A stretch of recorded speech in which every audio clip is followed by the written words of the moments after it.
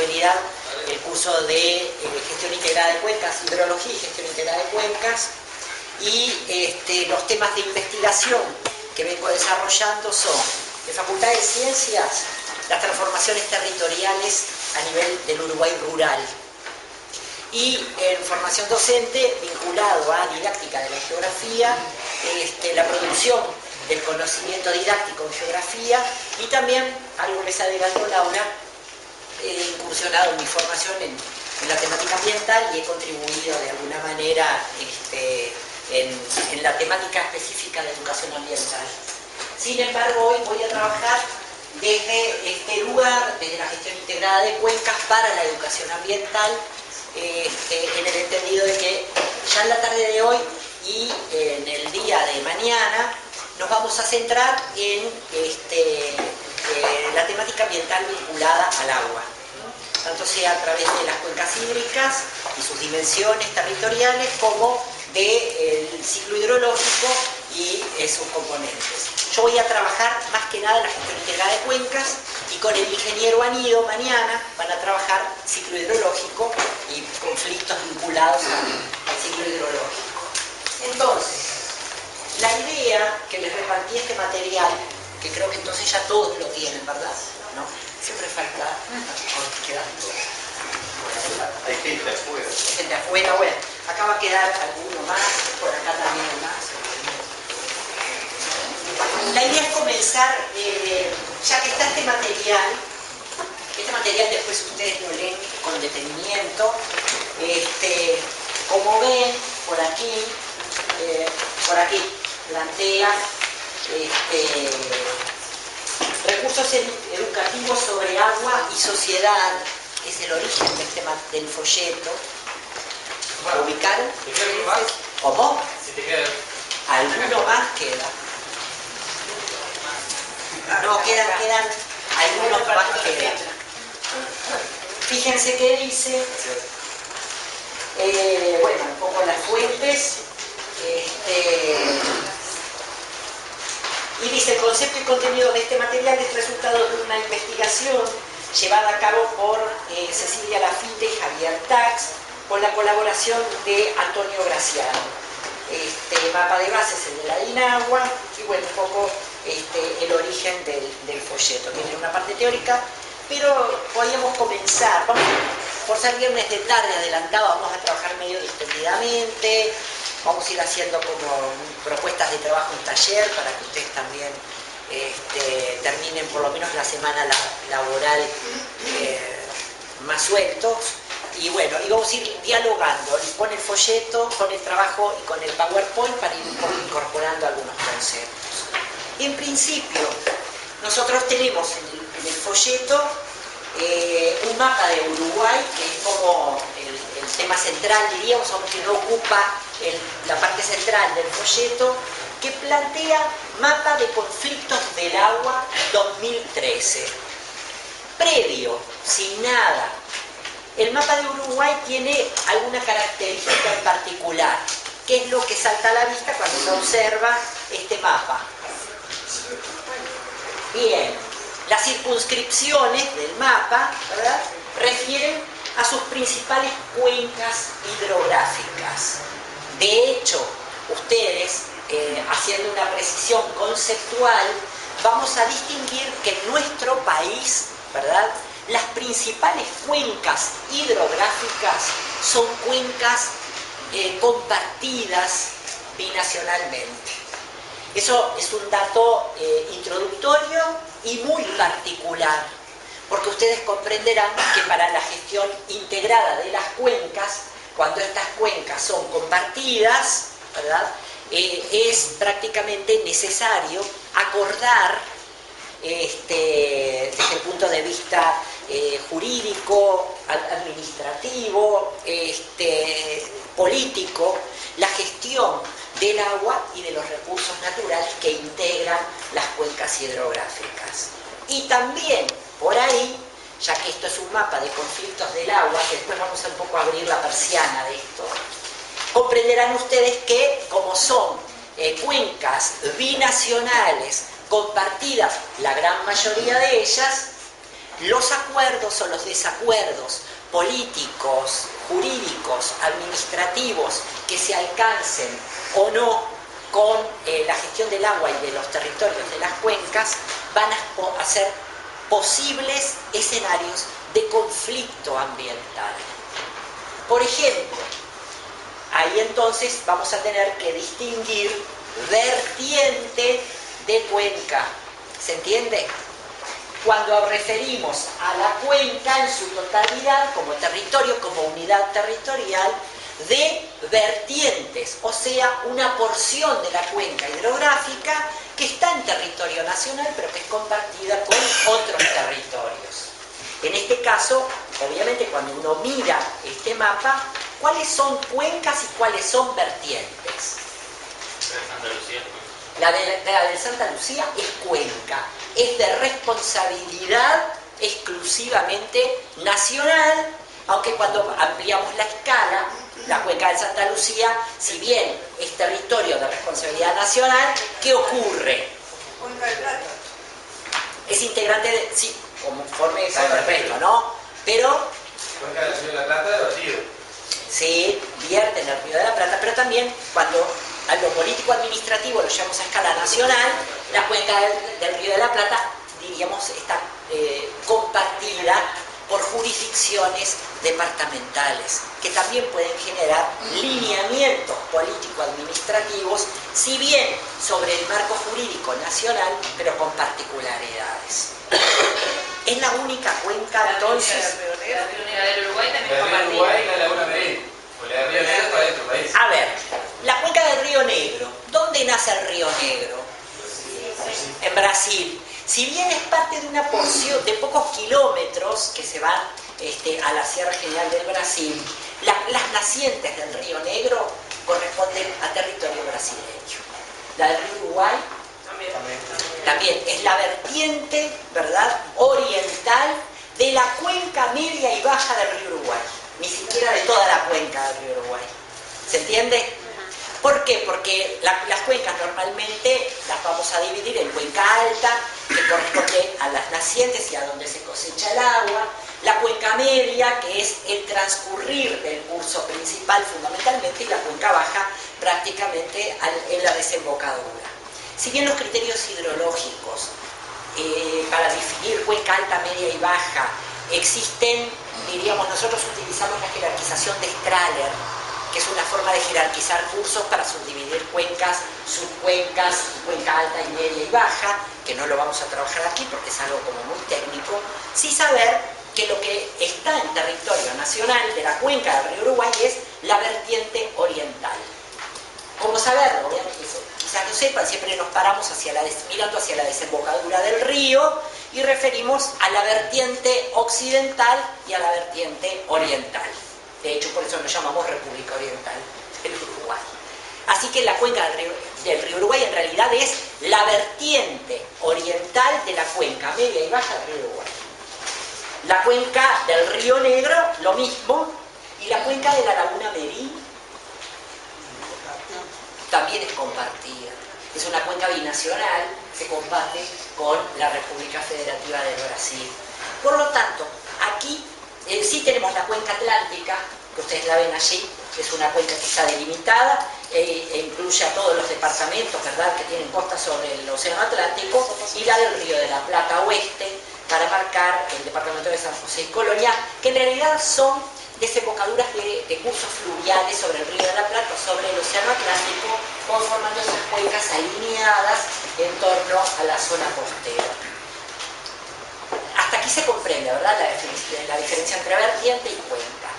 ¿Por qué digo esto? Porque desde el punto de vista geopolítico, el que un país tenga las nacientes de sus principales cursos fluviales en territorios de otros Estado-nación, ¿verdad?, tradicionalmente, y desde la Edad Media o quizás antes en adelante, fue diríamos, una forma de disputa entre los estados, porque quien conserva territorialmente las nacientes y donde se cosecha el agua de la cuenca, controla el poder prácticamente de la sanidad, de la calidad y de la cantidad del agua en la cuenca.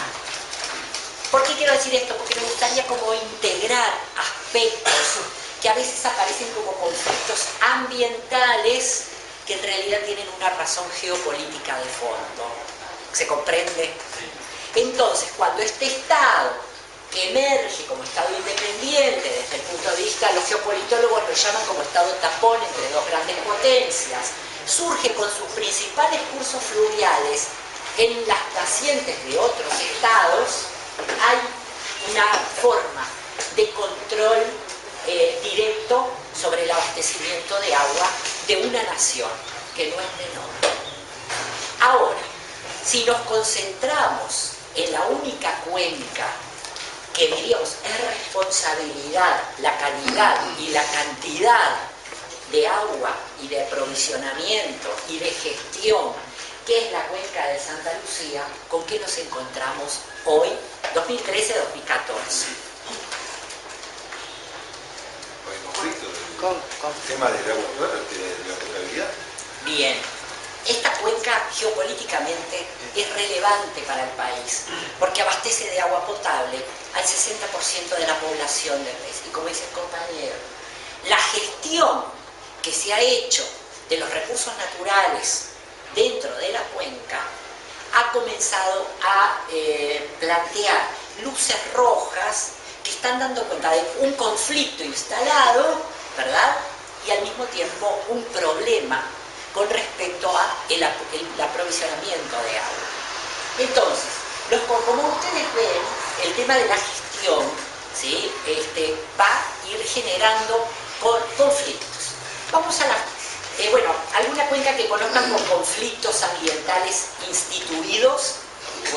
Por ejemplo, la cuenca del río Uruguay nos ha generado un conflicto ambiental con la República Argentina por la decisión del gobierno uruguayo de habilitar la instalación de una planta de fabricación de pasta de celulosa sobre el río Uruguay en una cuenca compartida. Y eso es bien relevante, porque si tenemos el tema de los conflictos, como para ir un poco sobrayando sobre ellos, ustedes van a encontrar que hay una gran diferencia, aunque ambos son conflictos ambientales. El del río Santa Lucía es un conflicto que emergió, se hizo latente y público a partir de la calidad del agua, ¿verdad?, del río Santa Lucía. El conflicto ambiental por la exbornia sobre el río Uruguay existió previo a que existiera la infraestructura y la planta. Eso significa que existe, cuando uno refiere, y un poco en lo que hablábamos hoy, en educación ambiental, y en esa tendencia a la formación ciudadana y a la ciudadanía ambiental, ¿verdad? Ahí tenemos dos claros ejemplos de convocatoria de distintos actores, ¿verdad?, sobre conflictos ambientales instalados por el tema agua. Ahora vamos a desglosar un poco esto, en donde en uno el escenario conflictivo todavía no existía, ¿se entiende? Era proyectivo en el territorio, y el otro sí existía, y había formas de medirlo, contabilizarlo y evaluar y hacer el seguimiento.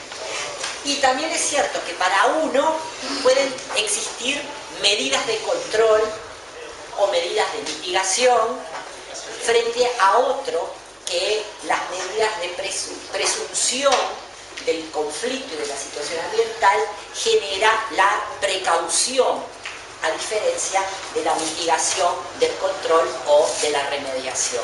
¿Se comprende? Son palabras que vinculan los procesos de educación ambiental, las que acabo de decir. O sea, las de remediación, las de mitigación, las de control y las de precaución. Que si se quiere, son como distintas fases que hacen a una gestión integrada de las cuencas hidrográficas. Si se quiere, algunas son acciones puntuales, remediar, controlar, remediar, y las otras son proyectivas, mitigar y ser precavido de lo que puede ocurrir. ¿Se entiende la situación? Normalmente incluyen actores que son diferentes y que construyen relatos ambientales diferentes. Aquí voy a plantear mi perspectiva contemporánea con respecto a la educación ambiental. La educación ambiental se construye en torno a relatos. Todos hacemos relatos, o los distintos actores hacen relatos con respecto al conflicto ambiental, o a la temática ambiental, o al problema ambiental. Relatos que tienen distintas características y distintos fundamentos. Algunos son relatos que tienen un fundamento científico, otros son relatos que tienen un fundamento técnico, otros son relatos que tienen fundamentos sobre conocimiento popular, otros son relatos que combinan, fusionan, mezclan, y que cuando se instala el conflicto ambiental, ¿qué ocurre? Es porque se confrontan relatos que tienen fundamentaciones diferentes e incluso divergentes. Y ahí entra el rol del educador ambiental. ¿Se comprende la idea? Ustedes me preguntan, de hecho, ¿verdad? Cuando aparece el problema en el río Santa Lucía, ¿verdad? En el agua, en el río Santa Lucía, se construyeron un conjunto de relatos. Por ejemplo, un profesor titular de la Facultad de Ciencias sale a la prensa con un relato, con un fundamento científico, técnico, sobre el origen del problema. En Adinagua se construyó otro relato en torno a las características y el grado, diríamos, de calidad y de compromiso ambiental del agua en Santa Lucía. Los pobladores salieron con otro relato. Y el diálogo o no diálogo entre esos relatos es lo que puede permitir la alianza de actores, algunos diríamos la confrontación de otros y el conflicto. Sí. Y creo que OCE también. Y OCE también. Que fue el más preocupante porque nos dijo que tomáramos tranquilo que no pasó nada. ¿Se entiende? Bueno, entonces, toda la educación ambiental se sustenta en la construcción de relatos, ¿sí? Que tienen, diríamos, distintos componentes. Un componente, si se quiere, disciplinar, por ejemplo, cuando decimos cuáles son los indicadores para medir la calidad del agua. Y aparecen un conjunto de indicadores con sus valores, ¿verdad? Ahí yo digo, bueno, hay un relato que tiene un componente disciplinar, otros tienen además un componente técnico. Cuando se refiere, bueno, controlemos para que este indicador no se incremente, o para mitigar, o para disminuir. Ahí tenemos un componente con base disciplinar y técnico. Otros que tienen un componente en cuanto a un saber empírico, para no llamarlo popular, si se quiere, porque eso también tiene otra connotación. Un saber empírico, en donde gente del lugar, de la localidad, en base a su interrelación con su territorio y en base a la empiria acumulada, tiene, diríamos, construye un relato sobre lo que está ocurriendo ambientalmente. ¿Eso sería un saber no formal? No, es un saber con base empírica. Y la ciencia no es una... ¿Cómo? La ciencia tiene base empírica, ¿no? Siempre tiene base empírica, pero no queda solo en la base empírica. ¿Se entiende? Hay una sistematización, hay el manejo de determinadas variables. En este caso hablábamos de laboratorio, mediciones, estándares. El conocimiento empírico no siempre tiene, diríamos, variables cuantitativas que lo sustentan. Y ahí muchas veces es que se produce la confrontación o incluso esa diferenciación de la cientificidad del llamado saber popular.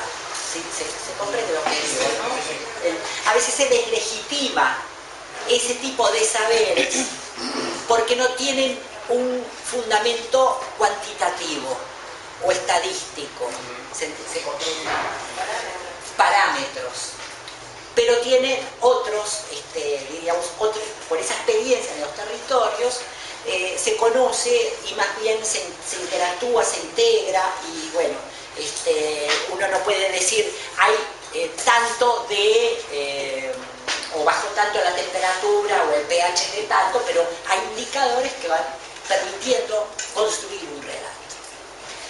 Vayamos entonces ahora con un mapa dividido en vertientes y cuencas, ¿verdad?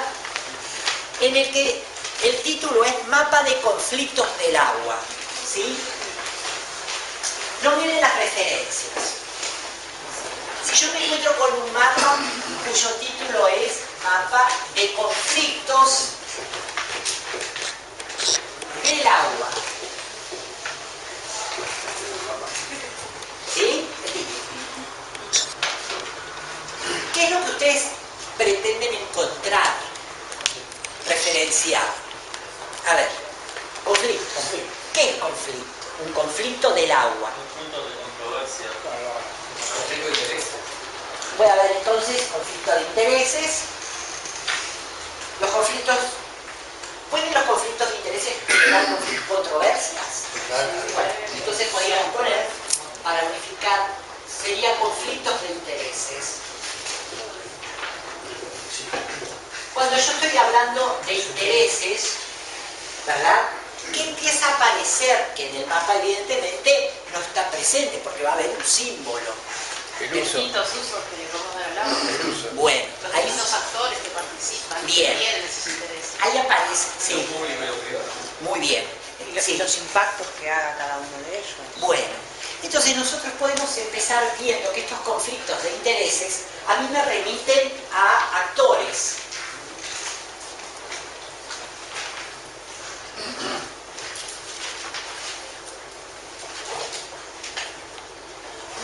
Entre los que pueden aparecer actores entre la esfera de lo público y lo privado.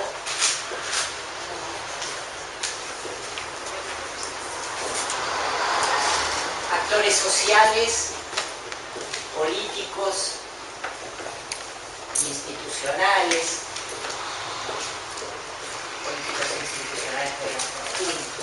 actores a distintas escalas.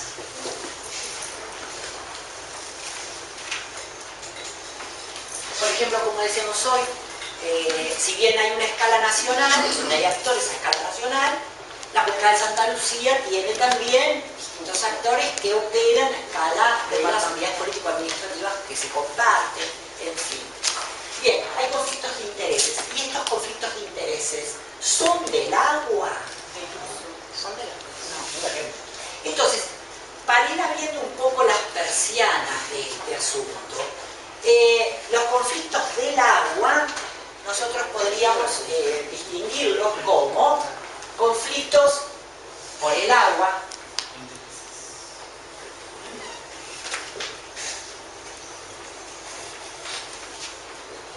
o incluso podríamos ir viendo conflictos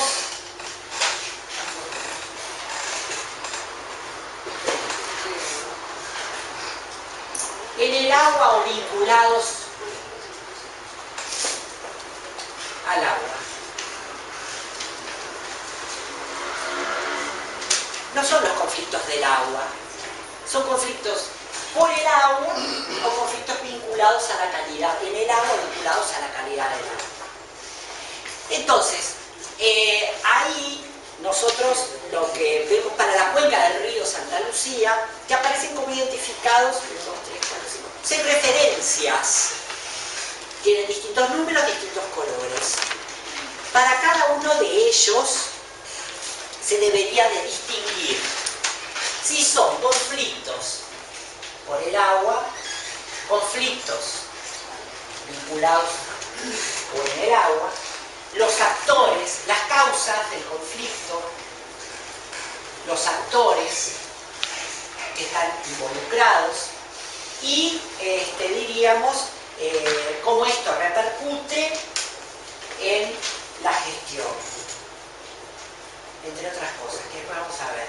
Y como de ahí nosotros luego podemos ver el tema de cómo nos posicionamos como educadores ambientales ante estos temas. Porque normalmente, como les decía, como en este caso, hay conflictos del agua. Y uno, sobre la expresión, como educador ambiental, ¿no? Tiene que empezar a ver, como decíamos, abrir persianas, a ver qué es lo que hay, o abrir cajas, a ver qué es lo que hay dentro de la expresión. Y normalmente ver la causa del conflicto, qué actores están involucrados, y un poco después ver cómo eso va a redundar en la gestión. Entonces, a mí me gustaría que, una vez hecha esta introducción sobre vertiente, cuenca, conflictos del agua, que en realidad son conflictos en el agua o por el acceso al agua y conflictos vinculados al uso del agua, nos juntáramos en los grupos que estaban trabajando y tomáramos en este orden, ¿sí?, un conflicto a cada grupo, que identificara si es un conflicto o por ese ramal, conflicto por el agua, conflicto en el agua o vinculado al uso del agua, identificar un poco el conflicto, la causa posible o las causas posibles de ese conflicto, los actores intervinientes e incluso que fueran quizás distinguiendo la escala de actores, porque puede haber actores globales, actores regionales, actores nacionales, actores locales. Y también puede haber causas globales, causas locales, causas nacionales, causas regionales. ¿Se entiende? Entonces, podemos acordar de que tomemos un grupo que esté por aquí, lo que está marcado con... Hacemos esta distribución de la cuenca. Por ahí, el 34. Por acá, el 12. Que ven que está ahí. Por ahí, el 18. Por allá, el 7. El 13 y el 27. El 27, que está en el número. Se entendió la consigna, ¿verdad? Bien, adelante. Vamos a disponer de no más de 15-20 minutos con opción a media hora.